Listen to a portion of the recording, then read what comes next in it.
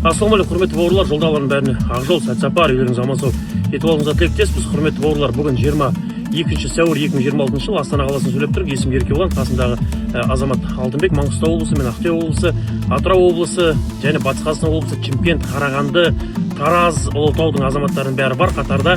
Бүгін байқағаныңыздар, видеода қара трасса деп айтқан жоқпын, және де рухты өлең қосып қоюды азаматтар талап еткен екен. Рухты, қазақтың рухын көтеретін адай күйін қосып қойып, бүгін сіздерге мына конституциялық сотқа, ата заңымыздың сотына жіберіп жатқан хаттарымызды ары қарата жалғастырамыз легін. Қазір біз нақты конкретно осы көптеген азаматтармен ақылдасып, құзырлы мекемелердің адамдарына көрсетіп хатымызды жасақтаған хатымыз бар. Соны қазір ортаға саламыз. Осы текстті қазір админдар бәрі жібереді. Осы текстті копировать етіп алып, Егов мобайл несіне кіресіздер, батырмасына, және де соның ішінде өтініш деген приложение бар. Оған қалай кіретіндігі туралы толық видео инструкция осы жерде, соны көруіңізге болады.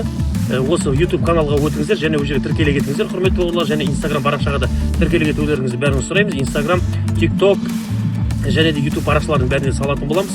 Бұл жердегі хатты біз жіберген кезде қазір біріншісінде сіздердің қолдарыңызда соттың шешімі жоқ деген қайтарып жіберу мүмкін. Солай хатты және де қайтарып та жібереді, сіздерге айтайын. Оған мойымаймыз, немесе бір жауап алған кезде басқа жаққа отписка дейді, осындай бірінші отписать етіп жібергенде де мойымаймыз. Ол өзі солай болатын процесс. Сосын аламыз да осы хатты қайтара жібереміз. Ол уақытында сіздерге айтатын боламыз.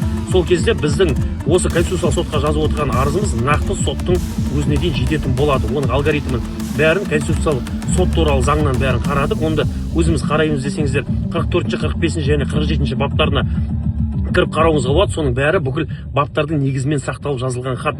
Құрметті бауырлар, осы заттан үлкен эффект береді деген сенімдеміз, және оған сеніміміз мол. Құрметті азаматтар, құрметті бауырлар, сол үшін рухтанып, бірімізді қолдап, осы мәселемізді бірге шешейік. Ауызбіршілігіміз мықты болсын. Назарларыңызға көп рахмет. Хатты бәріміз жібереміз, және достарыңызға, тума туысқандарыңызға, үй іші отбасыларыңызға бәріне де жіберіп, осы хатты жіберіп, біз бәріміздің ортақ көтеріп жүрген мәселеміз оң жағынан шешу үшін атсалысуға шақырамыз, құрметті бауырлар.